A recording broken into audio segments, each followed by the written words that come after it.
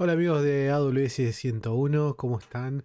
Hoy vamos a ver un tema muy interesante en esta serie de videos cortitos de algunos servicios más simples. El año pasado hicimos toda una serie relacionada con contenedores. Este año vamos a trabajar con algunos servicios un poco que los teníamos más dejado de costado, quizá porque soy muy fanático de contenedores. Entonces quizá más por eso lo dejé un poco de costado, pero hay servicios muy simples, muy básicos, que te dan un montón de funcionalidades, como es el caso del servicio que vamos a ver hoy en día, que es S3. Básicamente, S3 es un servicio que nos permite almacenar objetos. Es un servicio de almacenamiento. Básicamente nos permite almacenar objetos. ¿Qué quiere decir? Los objetos pueden ser archivos que se ponen en formato de un objeto. Cuando digo objeto lo quiero separar un poco del nivel de file system, ¿no? ¿Por qué? Porque un file system, si bien puede almacenar objetos, puede ser montado en una instancia y accedido de manera random. En este caso, los buckets S3 nos permiten guardar objetos, pero cuando traemos todo el objeto completo. No es que accedemos solo a una parte del objeto. Existe una API muy interesante, la cual nos permite un montón de funcionalidades sobre S3 que la vamos a ir viendo a lo largo de los videos de esta serie. Hoy principalmente el objetivo es trabajar un video de ver un poquito en términos generales, crear un bucket, subir un archivo, ver qué opciones tiene este bucket de eliminarlo, y hasta ahí vamos a llegar por el día de hoy. Así que sin dudarlo más, vamos a ir derechito a la consola de AWS, donde siempre nos gusta estar. Así que básicamente el servicio de S3, esta es la primer parada. Normalmente si ustedes van a la consola lo pueden buscar directamente.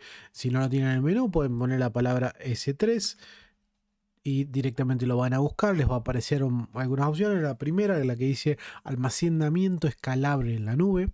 SSS3. Entonces a partir de ahí pueden acceder a este servicio. Yo lo tengo precargado. Me van a saber disculpar. Yo el año pasado estábamos con una conexión de 100 megas por segundo. Lamentablemente ahora me mudé a un lugar muy muy bonito que está en el medio de la Sierra de Córdoba, pero la conexión de internet tiene sus problemitas, así que por ahí vamos a tener algunas pequeñas demoras, pero vamos a tratar de que sean lo más imperceptible posible para ustedes, así no sufren estas pequeñas demoras. Bueno, básicamente lo primero que hacemos al entrar a la consola de AWS, la sección de S3, vamos a ver el menú que nos muestra la lista de buckets, puntos de acceso, puntos de accesos a los objetos de Lambda. Esa parte la vamos a ver mucho más adelante. Hoy nos vamos a centrar en la unidad mínima que son los buckets. Y hacia la derecha lo primero que vamos a ver es una instantánea de la cuenta que nos da algo de información, cuánto estamos ocupando de almacenamiento. Esto es importante ya que está relacionado con los costos, cuántos objetos tenemos, el tamaño promedio de un objeto. Entonces eso lo podemos ver aquí arriba. Esto se puede controlar si ustedes no quieren mostrar esta información. Y luego vienen los buckets. Yo aquí lo tengo filtrado, tengo dos buckets creados, pero simplemente vamos a crear un bucket que se llame AWS 101. Para eso le presionamos en crear bucket. AWS 101. Una cosa interesante es que tienen que tener en cuenta que los buckets que creen tienen que ser nombres canónicos dentro de todos los usuarios de AWS. ¿Por qué? Porque AWS les asigna una URL que no se puede repetir. Esto es muy importante que lo tengan en cuenta. Las URL de los buckets no se pueden repetir. Los nombres de los buckets no se pueden repetir entre todos los usuarios de AWS. Así que para que lo tengan en cuenta. O sea, probablemente si yo creo un bucket que se llame AWS 101, va a existir alguno porque a alguien en el mundo seguro que se le ocurrió crear un bucket con ese nombre. Así que le vamos a poner AWS 101 S3 bucket. Vamos a ver si este bucket está bien. Luego la siguiente opción que tenemos es seleccionar en qué región. Aquí podemos ver la lista de regiones que tienen disponible el servicio S3. Yo voy a dejar Virginia como por defecto. Si ustedes quisieran, y este botoncito que dice aquí, que está aquí de elegir bucket, quiere decir que va a copiar la configuración de otro bucket que ya exista. ¿Esto cuándo lo van a utilizar? Cuando quieren crear un bucket con cierta configuración particular y lo quieren repetir en un segundo bucket. Entonces de esa manera les va a ahorrar el trabajo de volver a setear las políticas, volver a setear los permisos, volver a setear todo. Así que eso ténganlo en cuenta. Luego, muy punto importante es las propiedades del objeto. Ustedes van a tener ACL deshabilitada, que es el recomendado, y la opción ACL habilitada. Esto por ahora simplemente se lo voy a dejar, déjelo como está en el recomendado. Esto cuando ustedes empiecen a escalar en el uso, hagan cross account role, le permitan a otra cuenta de AWS escribir en el bucket de ustedes, ahí recién van a empezar a tener en cuenta. Por ahora déjenlo ahí, yo les recomiendo que lo tengan en ese paso. Bien, lo siguiente que tienen los buckets, y esto es muy importante, es la configuración del acceso público. ¿Por qué? Debido a que hace un tiempo atrás hubo un incidente de seguridad en una entidad financiera muy importante de Estados Unidos que sin querer configuró sus buckets para que sean públicos y se liqueó un montón de información de sus clientes, Amazon pasó a agregar esta opción. ¿Por qué? Porque básicamente te asegura que con esta configuración vos podés bloquear el acceso público, sin importar qué es lo que ponga un usuario como permisos para un objeto, ni la bucket policy. Ya vamos a ver qué es cómo se dan los permisos a los objetos, cómo se genera una bucket policy. Así que aquí dice bloquear el acceso público. Esto quiere decir que ustedes pueden estar tranquilos que ninguno de los objetos que van a poner aquí va a ser accedido públicamente desde internet. Los buckets de S3 tienen algo muy interesante que es el versionado. Cada vez que ustedes ponen un objeto y ese objeto lo vuelven a sobreescribir, puede guardar el control de versionados hacia atrás. Entonces, si ustedes por alguna razón cometieron un error y quieren volver a la versión anterior, lo pueden hacer. Entonces, siempre como buena práctica, dependiendo obviamente de lo que ustedes estén haciendo, deberían habilitar el control de versionados para que esto les permita volver a una versión anterior si por alguna razón se equivoca. Entonces, la recomendación siempre es habilitarlo. Yo en este caso lo voy a dejar habilitado, pero va a ser un ejemplo simple y luego vamos a trabajar un poquito más. Etiquetas, esto obviamente son los tags que hemos visto anteriormente con otros objetos. Es importante, si ustedes están seteando una estrategia de control de costos, ponerle los tags, como ya vimos en otros objetos, poner los tags importantes. Por ejemplo, le vamos a poner owner Damián, o dueño, creo que le estábamos poniendo el año pasado, Damián. Le vamos a poner proyecto AWS 101, como para que cuando saquemos un reporte de costos podamos ver cuáles son los objetos o a quién va a sumar este costo. Bien, lo siguiente que tenemos aquí es las opciones de encriptación en descanso. Esto es muy importante que lo seteen. Recuerden que básicamente, por más que a ustedes les parezca que, no, pero esto no tiene importancia, esto lo manejo yo, siempre traten de encriptar todo. ¿Por qué? Porque los objetos que están aquí, y más si ustedes tienen información sensible o privada, van a estar almacenados en un disco. Y ese disco está bajo el control de su proveedor, que en este caso es Amazon. Más allá de que Amazon tenga políticas muy estrictas de cómo se dispone de los discos que dejan de estar en funcionamiento, lo importante es que ustedes hagan lo posible porque esa información que está en esos discos no puede ser accedida por cualquier operador. Entonces no tenemos que, por más allá de que confiemos en Amazon, no deberíamos dejar abierta la posibilidad de cualquiera con acceso al servidor físico pueda acceder a nuestros archivos. Entonces siempre habiliten la encriptación. Hay múltiples modos de encriptación. Ustedes van a ver que dice tipo de cifrado. Ustedes van a ver clave de Amazon S3, que es SSE, que significa Server Side Encryption de S3. Esta es la función más simple, la que ustedes pueden habilitar siempre. Si no, pueden utilizar el servicio de Key Management Service de AWS para generar su clave o utilizar una que les provee Amazon única para sus usuarios, su cuenta de AWS. Si no, pueden definir una cuenta, una clave única o crearla o elegir alguna que ya existe o poner una clave de encriptación que está compartida en otra cuenta de AWS. En este caso, como vamos a ir por lo más simple, yo voy a poner la clave de Amazon S3 SSE-S3. Server Side Encryption-S3. Hay una configuración avanzada que nos permite hacer que los servicios, perdón, los objetos, ¿por qué dije servicio? Wow, los servicios sean inmutables. ¿Esto qué quiere decir? Que una vez que ese objeto se sube, no puede ser cambiado. Entonces, si ustedes quisieran habilitar esto, lo pueden hacer desde aquí. Yo no lo voy a hacer porque voy a tratar después de borrar estos objetos. Así que, bueno, una vez que tenemos todas estas configuraciones, le ponemos crear bucket. Y ya con eso inicia el proceso de creación. Una vez que el bucket está creado, nos aparece aquí en esta pantalla. Aquí ya nos aparece, yo estoy filtrando solamente los que se llaman 101. Así que a partir de aquí yo ya puedo ingresar a nuestro bucket que está vacío. En la configuración de nuestro bucket que ya ha sido creado, ustedes van a ver varias opciones en varios tabs. El primero es los objetos, que son las cosas que hemos puesto en nuestro bucket.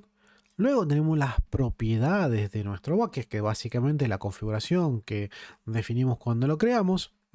Control de versiones, etiquetas, cifrado, agrupación de nivel. Bueno, esta parte no estaba no la pudimos definir antes, pero están casi todas las opciones que nosotros creamos y un poquito más de opciones que aparecen una vez que se crea el bucket. La siguiente parte, el siguiente tab, es el de permisos. Recuerda que dijimos que los objetos no van a ser públicos. Bueno, aquí se define ese bloqueo, pero también podemos definir algo que es el bucket policy. El bucket policy, ustedes seguramente han escuchado sobre las policies de IAM, que es donde definimos los permisos de acceso, los permisos que van a tener nuestros usuarios, que van a tener nuestros grupos, que van a tener nuestros roles. Entonces, los buckets también pueden tener su propia política que les va a asignar permisos que son exclusivos para el bucket, para que otra cuenta la pueda acceder, determinados servicios de Amazon lo puedan acceder, o determinados usuarios de Amazon puedan acceder a nuestro bucket. También podemos editar la configuración que pusimos de las propiedades de los objetos y podemos establecer ciertos access control list que básicamente también están relacionados con los permisos. Pero esto lo vamos a ver cuando veamos cosas un poquito más avanzadas. Por último, algo interesante de estos buckets es que se pueden convertir en un servidor web, que pueden servir a objetos y los objetos que nosotros subimos a través del protocolo HTTP. Por lo tanto, también tienen una opción de CORS, que CORS es Cross Origin Resource Sharing, que nos permite establecer cuáles son los dominios que pueden utilizar nuestros objetos que estén almacenados aquí. Así que CORS agrega ciertos headers que no quiero irme muy avanzado porque sé que muchos de ustedes dicen de qué carajo está hablando Damián, así que por las dudas, pero sepan que se pueden definir headers de CORS para cuando lo utilicen como un web server. Siguiente, tenemos las métricas, que aquí nos va a dar el uso, el tamaño de uso, la cantidad de objetos, y podemos hacer un cierto análisis de qué tenemos, qué almacenamos, cuánto lo acceden, etc. Esto es para monitoring más que todo. Por último, tenemos dos puntos más. El primero es la administración, que para mí es muy importante, que aquí nosotros podemos definir ciertas reglas de acceso, de ciclo de vida, perdón, no de acceso, de ciclo de vida de nuestros objetos, lo cual nos permite decir, bueno, si cierto objeto tiene más de cierto tiempo, quiero que le cambies el tipo de storage, por ejemplo. Entonces, si tengo un objeto que ya tiene más de 6 meses, podría decir, bueno, envíalo a Glacier, porque yo no, ya a partir de los 6 meses, este objeto lo tengo que mantener por alguna regulación, pero para mí es obsoleto. Entonces, mandalo a Glacier, hace que se me salga mucho más barato. Obviamente, Glacier tiene un tiempo que requiere para poder restablecerlo. Pero también no solo Glacier existen un montón de otros tipos de pricing de almacenamiento, que lo vamos a ver un poquito más adelante, no quiero entrar mucho en detalle, pero puedo hacer que les salga mucho más barato el cómo almacenar sus archivos, obviamente restando un poco de reliability, podemos sacar la redundancia, podemos sacar el tipo, la velocidad de acceso, podemos reducir ese tipo de cosas para que nos salga más barato. Algunos facts o algunos hechos de S3. S3 no me acuerdo si tenía 9 o 10 9 de durabilidad. Es el servicio más confiable que tiene Amazon. La verdad que eso es excelente. Y en cuanto al reliability, bueno, últimamente está un poco cuestionado porque ha tenido algunos problemas Amazon, pero es uno de los servicios que más reliability tiene en Amazon. Bueno, sigamos un poquito más con esta pantalla. Aquí ya hablamos de lo que es ciclo de vida. Réplicas de replicación. Una cosa muy interesante de S3 es que nos permite replicar los objetos que tenemos a otra región o incluso a otra cuenta de AWS.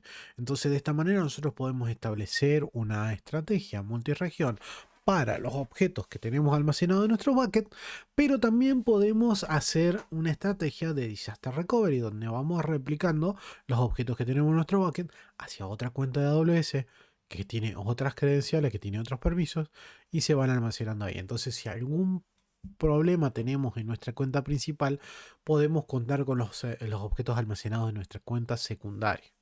Recuerden siempre habilitar el versionado de objetos porque cualquier cosa que pase en nuestro bucket principal se va a replicar al bucket secundario y el bucket secundario, supongamos que alguien borró archivos porque quería hacer daño, entonces se va a replicar ese borrado al bucket secundario.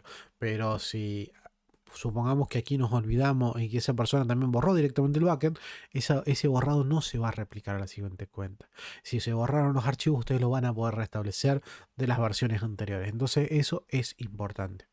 Y luego pueden hacer una configuración que haga un inventario de archivos para que sepan qué es lo que tienen dentro de este bucket.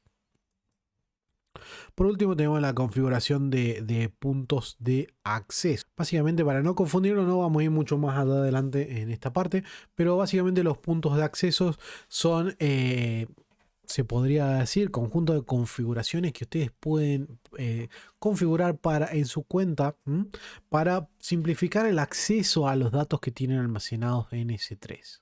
Como verán, no es un servicio súper, o sea, estamos almacenando objetos, dijimos que es un servicio de storage. ¿Y por qué tiene tantas configuraciones?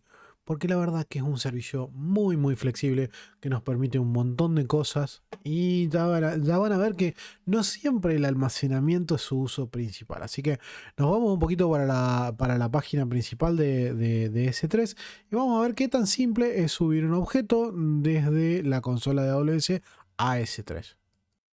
Bueno, lo primero que tienen que hacer es presionar el botón cargar. Ustedes pueden crear una carpeta, pueden hacer, bueno, las acciones cuando si no tienen nada, van más para crear una carpeta cargar. Entonces vamos a poner cargar. Aquí pueden ver que tienen, si lo quisieran hacer de otra manera, pueden copiar desde aquí cuál es el destino del bucket y hacerlo con el CLI, si ustedes quisieran. Pueden establecer permisos para los objetos que van a cargar, ciertas propiedades. Bueno, los permisos no nos da mucho, pues se va a aplicar, se van a heredar. Pero aquí están viendo los niveles de almacenamiento que se van a aplicar a nuestro bucket, que es lo que les decía recién.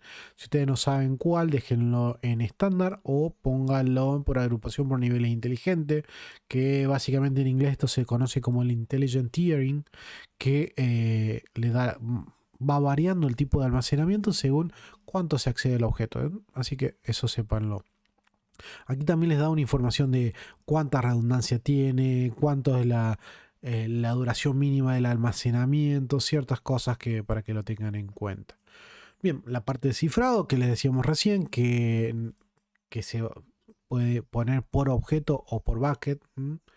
Y etiquetas, metadatos que pueden agregar. Eso tengan en cuenta. Al ser objetos, ustedes pueden subir más información aparte del nombre y los datos que contienen. Ustedes pueden ponerle etiquetas, pueden decir a qué centro de costo corresponde, etcétera.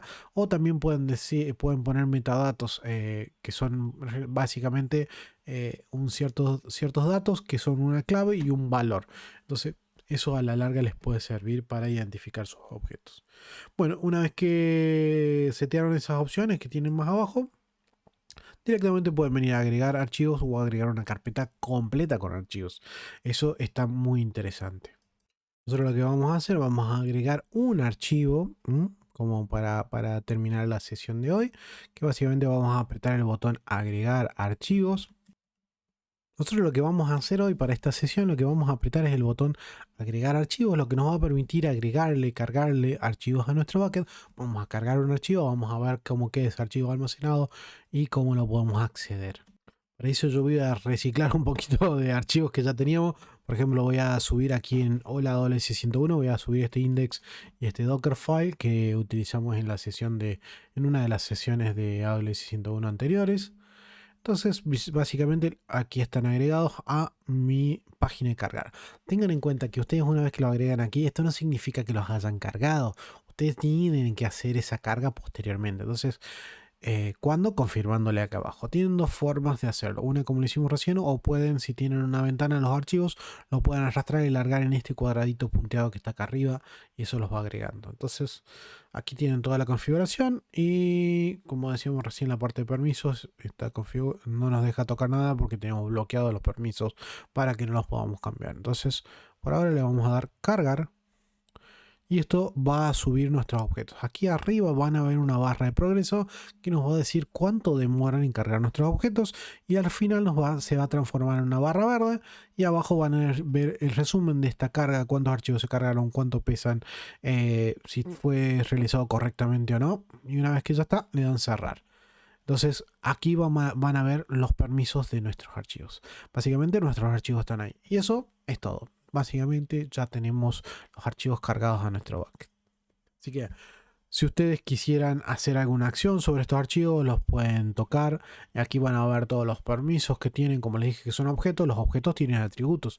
Y entonces tenemos todos estos atributos que están por aquí, que ustedes pueden alterar, pueden modificar y pueden utilizar para sus aplicaciones.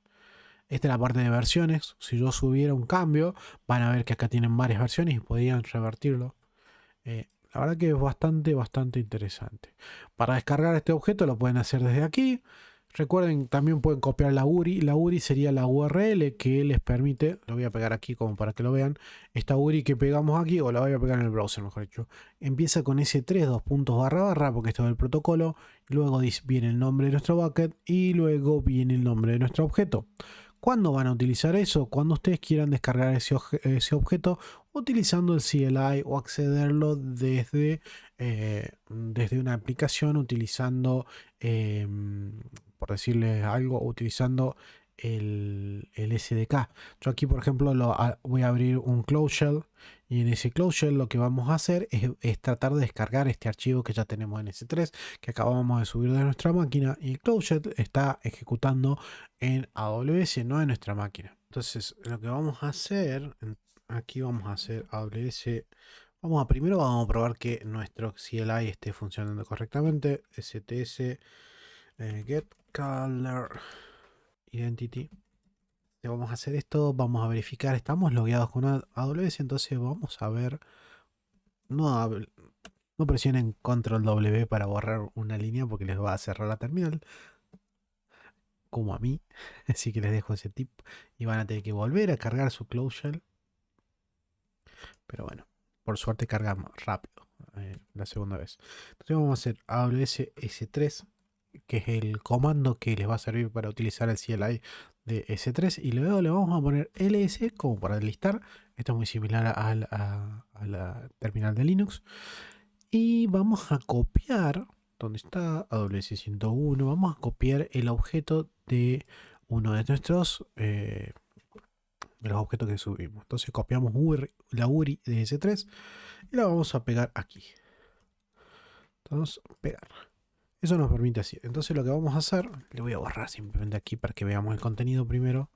Entonces aquí vemos que el contenido de nuestro bucket. Pero si yo quisiera bajar uno de nuestros objetos, lo que puedo hacer directamente es usar esta URI completa, y en lugar de hacer un ls, lo que podemos hacer es AWS cp, que es el comando de copiar, para que copie desde la URI de AWS S3 cp. Vamos a copiar desde la URI que tenemos de S3 a nuestra carpeta donde estamos parados en nuestra terminal. Entonces por eso le voy a poner un punto aquí. Esto lo que va a hacer, va a utilizar la API de S3 para descargar el archivo. le vamos a hacer un cat para ver cuál es el contenido y vamos a ver qué es el contenido que nosotros habíamos creado en el HTML de nuestro Hola AWS 101. Así que básicamente esto nos permitió llevar de nuestra máquina local a S3 y de S3 a nuestro Closure este archivo.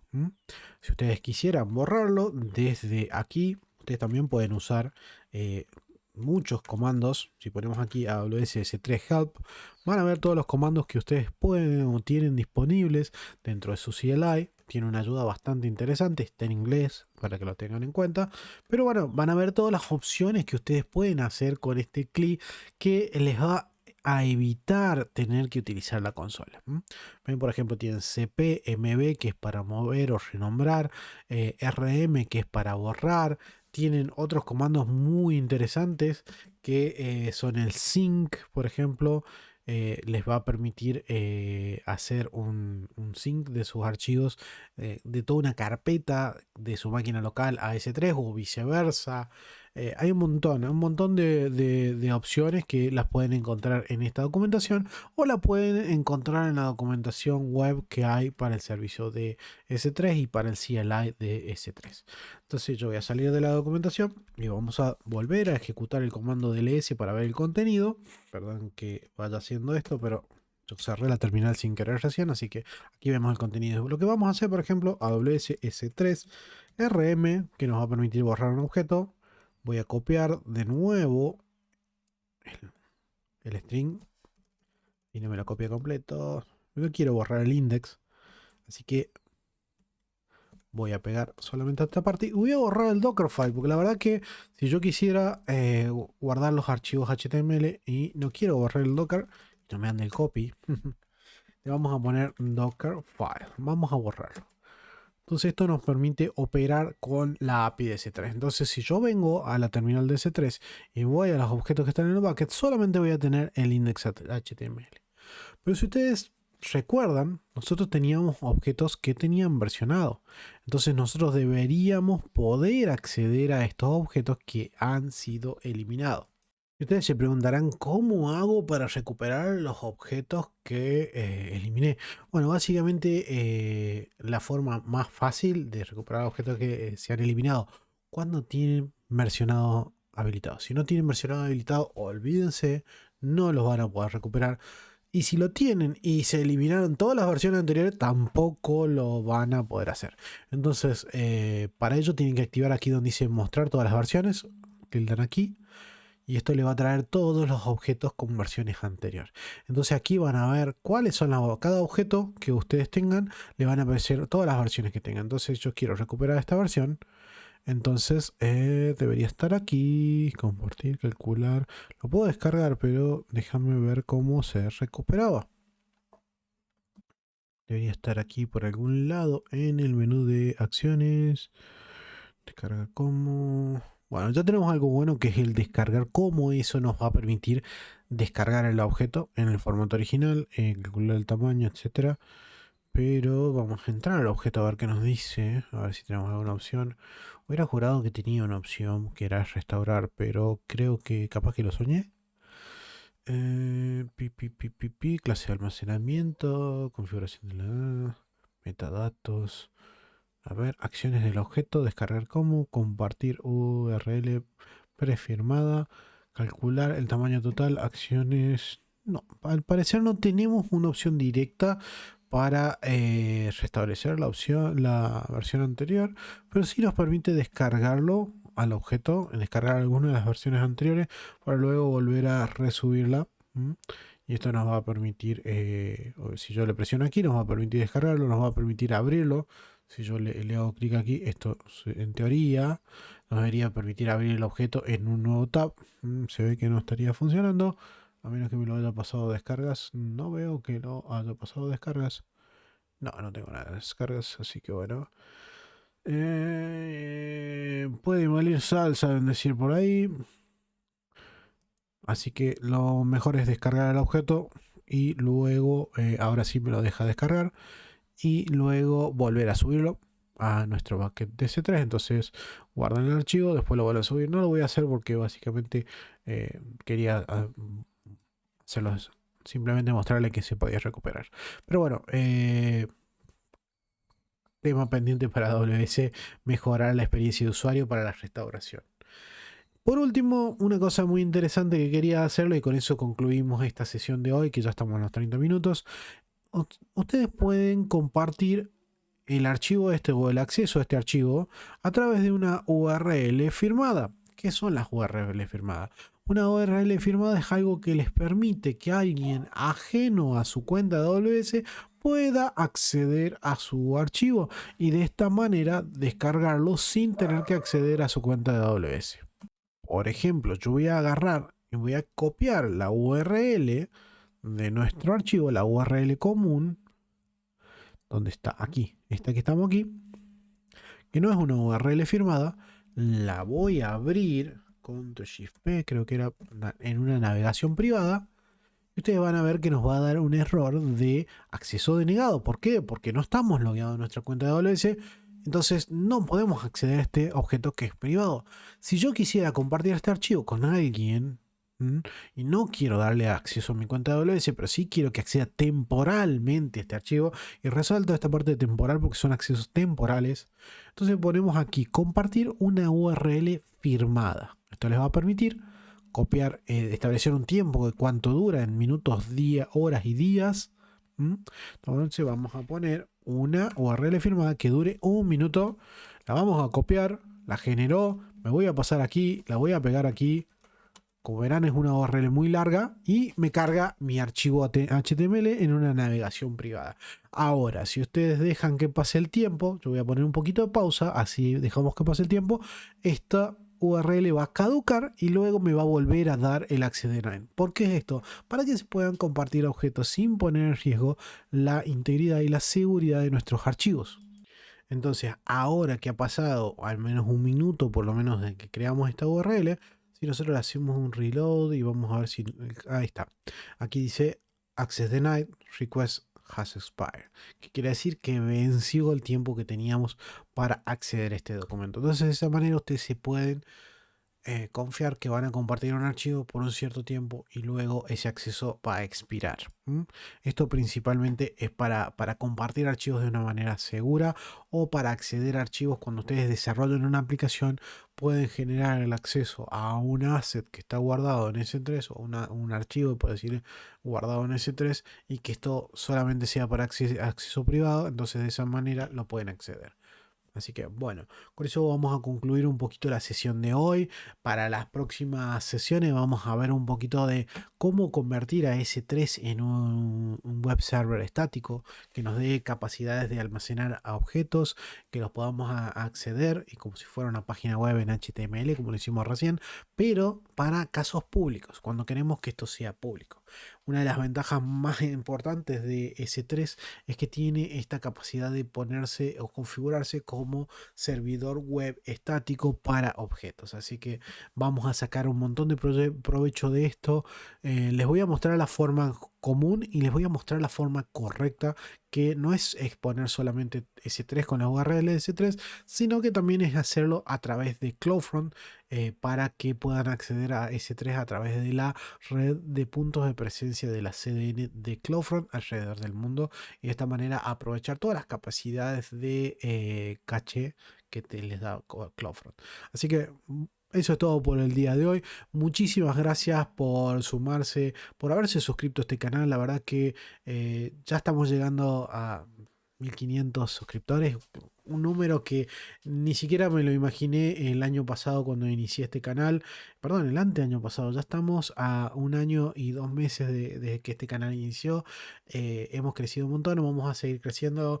Tengo objetivos muy ambiciosos para el 2022, así que espero que ustedes me acompañen y que me vayan dejando feedback, qué otros servicios quieren conocer. Vamos a retomar el curso de Kubernetes 101 también. Vamos a tratar de ir llevando en paralelo 2 o 3 cursos para que no sea tan aburrido para los que no buscan contenido en Kubernetes y que quieren seguir aprendiendo de AWS, pero también para aquellos que comenzaron el curso de Kubernetes, que tengan una continuidad, que podamos seguir viendo servicios avanzados que pueden aplicar en su día a día. Así que desde ya muchísimas gracias por sumarse.